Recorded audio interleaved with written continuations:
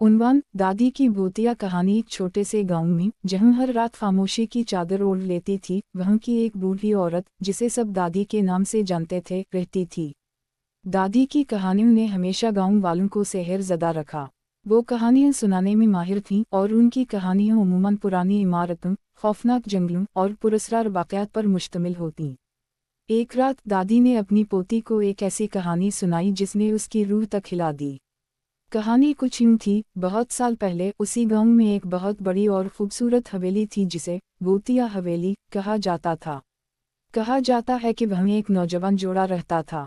शादी की पहली रात ही दुल्हन ने कुछ अजीब व गरीब चीज़ें महसूस कीं।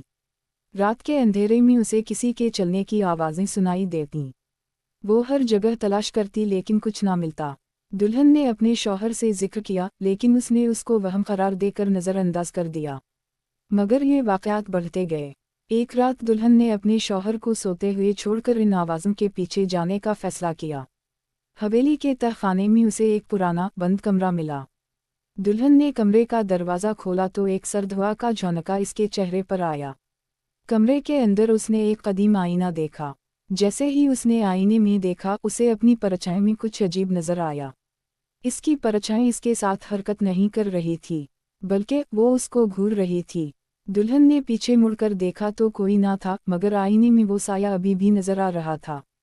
वो खौफज़दा होकर भागी और अपने शौहर को जगाया। जब उसने अपने शौहर को सब कुछ बताया तो वो दोनों दोबारा इस कमरे की तरफ गए। मगर जब वो वहां पहुंचे, कमरा गायब था। वो जगह बिल्कुल खाली थी।